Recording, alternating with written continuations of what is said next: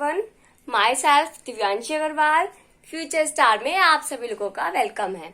आज हम लेकर आए हैं क्लास 12th के लिए बायोलॉजी का sexual reproduction in flowering plant का new topic artificial hybridisation.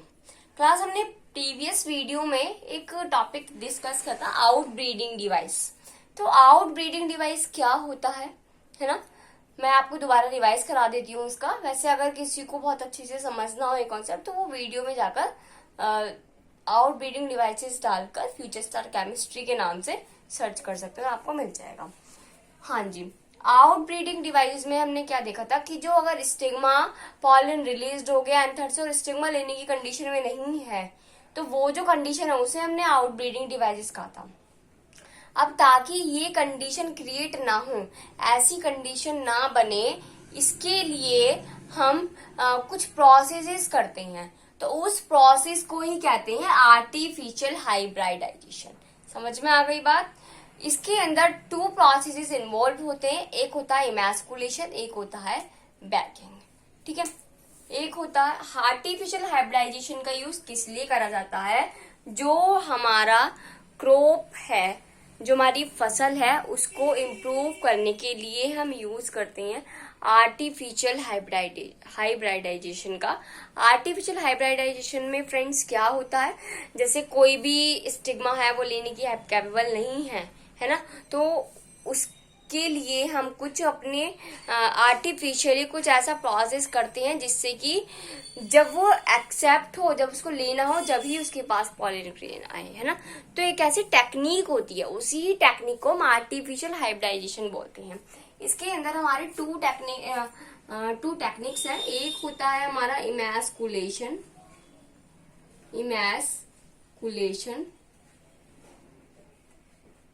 Okay, और एक होता है हमारा बैगिंग।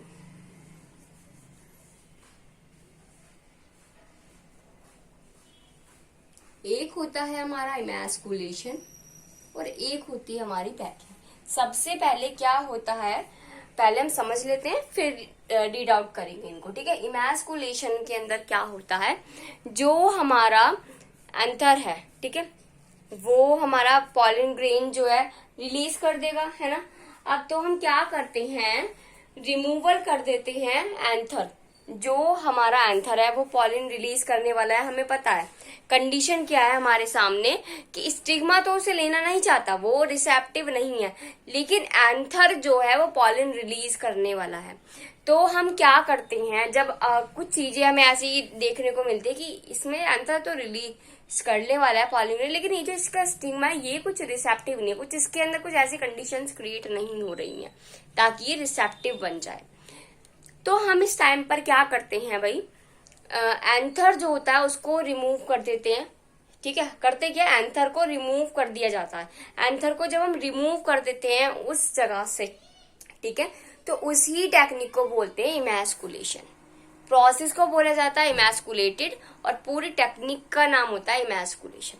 अब उसके बाद हम क्या करते हैं, जो स्टिग्मा होता है उसको बटर पेपर आता है, सभी को पता है बटर पेपर क्या होता है, उस बटर पेपर से उसको रैप कर देते हैं। ठीक है, अब जब वो स्टिग्मा लेने की कंडीशन में होता है, रिसेप्टेबल होता है, उस टाइम पर हम क्या करते हैं, जो हमारा बैगिंग मतलब वो जो प्रोसेस है, वो जो हमने फ्लावर जो उसके ऊपर स्टिग्मा के ऊपर पूरा रैप करा है उसे कहा गया है बैगिंग। समझ में आ गई बात। अब क्यों करा है हमने, ताकि कोई पॉलन ग्रेन उसके पास ना आए, कोई ऐसा पॉलन ग्रेन ना आ जाए जिसको वो एक्सेप्ट नहीं कर सकता, जो उसके काम का नहीं है, या अभी वो लेने की कंडीशन में नहीं, तो कोई पॉलन ग्रेन उसके पास ना आ जाए, है ना। इसके लिए हम उसके ऊपर एक बटर पेपर लगा देते हैं, जिस प्रोसेस को कहते हैं बैगिंग। समझ में आ गई बात। अब जब हमारा पॉलन ग्रेन लेने की कंडीशन में होता है स्टिग्मा, तो हम उसको रिमूव कर देते हैं उस बटर पेपर को। देन जो पॉलन ग्रेन है उस पर जब शेड हो जाता है तो हमारा जो पॉलिनेशन है वो कंप्लीट हो जाता है और हमारा रिप्रोडक्शन स्टार्ट हो जाता है हमारे फ्लावरिंग प्लांट्स में। समझ में आ गई बात। तो ये जो टेक्निक है ये किस लिए इस्तेमाल करी जाती है, सपोज ऐसा हुआ कि कोई एंथर वो उस स्टिग्मा के लिए नहीं है, कोई दूसरे स्टिग्मा के लिए, लेकिन वो आ गया, है ना, लेकिन वो वहां पर उस पर आके बैठ गया, तो उससे जो स्टिग्मा है उसकी कंडीशन भी खराब हो जाएगी, वो भी उस चीज को कैपेबल नहीं कर पाएगी और उसके अंदर भी कुछ ऐसी प्रोसेस हो जाएंगी कि जिससे वो आगे अपना प्रोसेस कर ही नहीं पाएगी, आगे रिप्रोडक्शन कर ही नहीं पाएगा वो स्टिग्मा भी, है ना। तो इन सब चीज, ताकि ये सारे काम ना हो, इसके लिए हम यूज करते हैं इस टेक्निक का, जिसे कहते हैं आर्टिफिशियल हाइब्रिडाइजेशन। ठीक है, पहले लिखते हैं इमैस्कुलेशन और बैगिंग होता क्या है। समझ में तो आ गई होगी ना आप लोगों को कि आखिरकार ये इमैस्कुलेशन क्या है ना। तो इमैस्कुलेशन और बैगिंग के बारे में हम पढ़ने जा रहे हैं। इमैस्कुलेशन में क्या होता है, रिमूवल कर देते हैं एंथर्स का। रिमूवल, देखिए friends, removal of anthers from the flower bud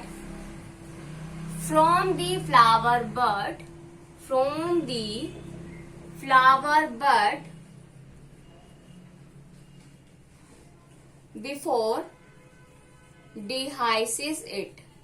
डिहाइसिस it मतलब क्या है कि पॉलिन ग्रेन के निकलने से पहले ही हम एंथर को रिमूव कर देते हैं। ठीक है, और जब पॉलिन ग्रेन को, ये जो एंथर है इसको रिमूव करने के लिए हम यूज करते हैं फोर्सेप्स का, यूजिंग दी फोर्सेप। अब हमारे साइंस के स्टूडेंट्स को इजीली पता होगा कि फोर्सेप्स क्या होता है।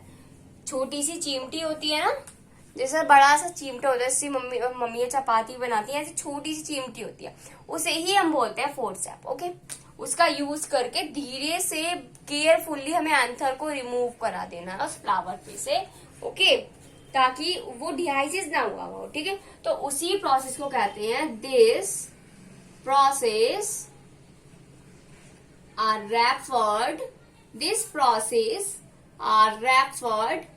To as emasculation. इसी ही प्रोसेस को भाई हम इमैस्कुलेशन बोलते हैं। समझ में आ गई बात, इमैस्कुलेशन क्या होता है। अब बैगिंग के केस में पढ़ते हैं। फिर बैगिंग में क्या होता है आगे, जो इमैस्कुलेटेड फ्लावर होता है, ठीक है, मतलब इसी से ही जुड़ी हुई है, लेकिन प्रोसेस अलग है, इसलिए इसको हमने नाम एक अलग दे दिया।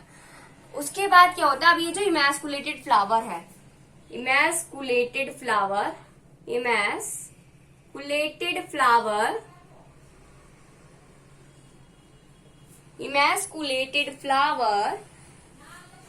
have to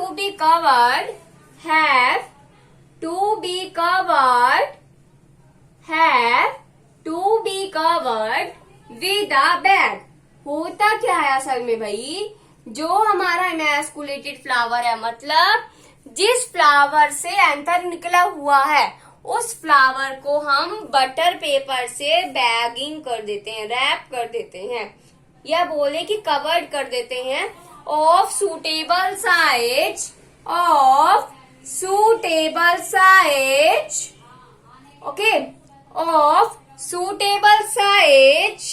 generally made up of butter paper, generally made up of butter paper.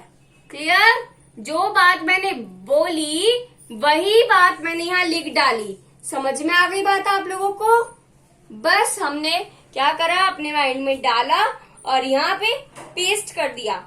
अब ये करता क्या है, ये काम हम क्यों कर रहे हैं भाई, जो एंथर डिहाइस होने वाला था, पॉलिन ग्रेन बाहर निकलने वाला था, उसके बाद हम ये काम क्यों कर रहे हैं, पॉलिन ग्रेन तो आएगा ही नहीं, ताकि कोई कहीं और से पॉलिन ग्रेन उसके पास ना आ जाए।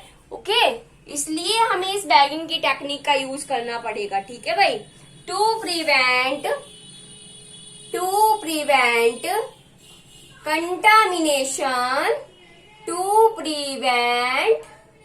contamination of its stigma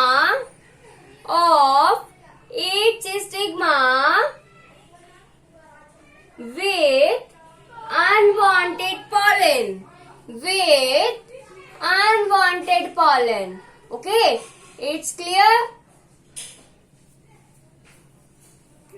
Next is when the stigma of bag flower attain receptivity mature। अब जो स्टिग्मा जिसको हमने बटर पेपर से रैप कर रखा है, जब वो मैच्योर हो जाता है, लेने की कंडीशन में हो जाता है पॉलिन ग्रेन को, तब हम क्या करते हैं, उसको रिबैग्ड कर देते हैं। ओके, समझ में आ गया? यही बात हम यहाँ पर लिखने वाले हो रहे हैं। When stigma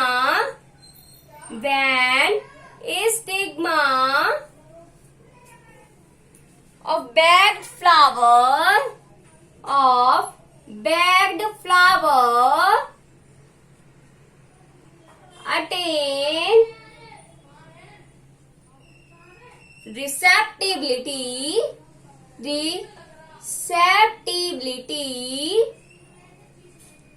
and mature, then rebagged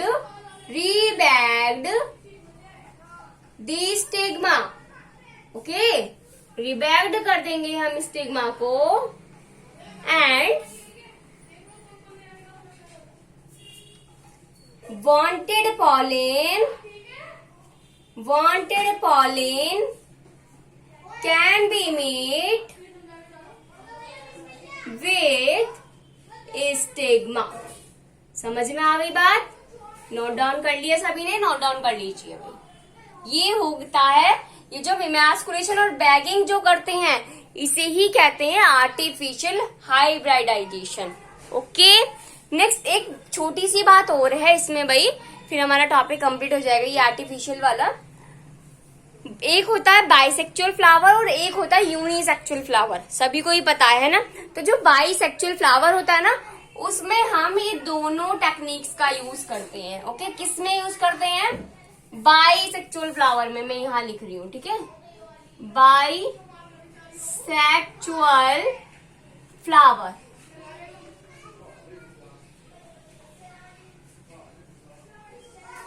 ये जो मैंने आपको टेक्निक बताई है ना, इमैस्कुलेशन और बैगिंग, इन दोनों ही टेक्निक का यूज करते हैं हम बाइसेक्चुअल फ्लावर में।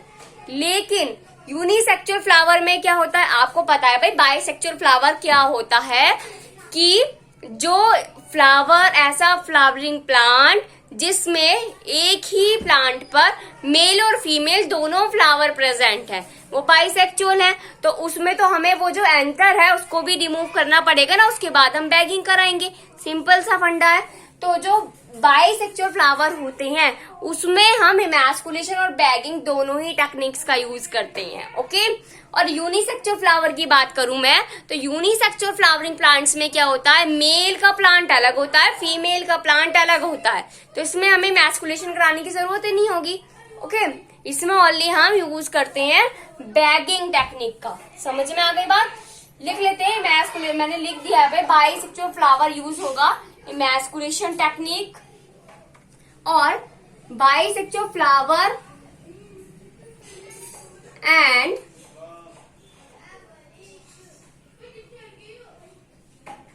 both bisexual flower and unisexual flower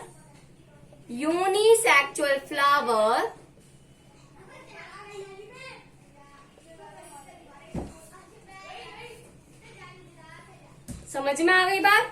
अब ये जो आपकी बैगिंग टेक्निक है, ये आपके बाइसेक्चुअल और यूनिसेक्चुअल दोनों में ही यूज होती है। लेकिन बाइसेक्चुअल फ्लावर के अंदर इमैस्कुलेशन और बैगिंग दोनों यूज हो रही है। ठीक है, इमैस्कुलेशन बैगिंग दोनों टेक्निक जो यूज होंगी वो होंगी बाइसेक्चुअल फ्लावर में।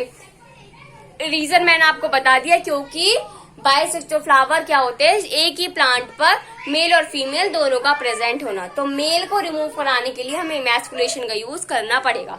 बट यूनिसेक्चुअल में ऐसा कुछ नहीं मिलता है, इसलिए यूनिसेक्चुअल में हम ओनली बैगिंग टेक्निक का यूज करते हैं। आई होप आप लोगों को समझ में आ गया होगा कि ये इमैस्कुलेशन क्या होता है, ये बैगिंग आखिर क्या होता है। समझ में आ गई बात? अगर फिर भी इस टॉपिक में आपको कोई भी क्वेरी हो, कोई भी एनी डाउट हो, तो आप लोग कमेंट सेक्शन में कमेंट कर सकते हैं। Okay class, thank you and have a nice day and note down this.